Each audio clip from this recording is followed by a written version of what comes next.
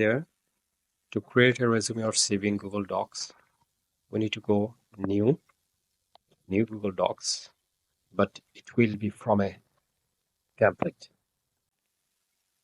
Currently, Google offers me 5 templates to use as CV.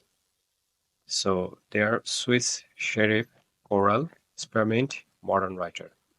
First two of them made with 2 columns. Let's open one of them. Let's see how Google Doc has made the 2 columns. To make the 2 columns in the CV, Google uses the table formatting. So go up to Format, Table, Table Properties.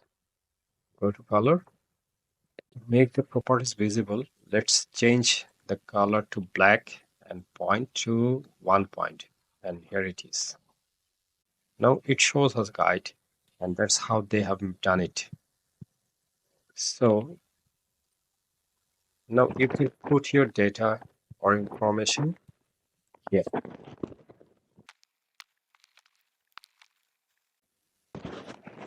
And you are good to go.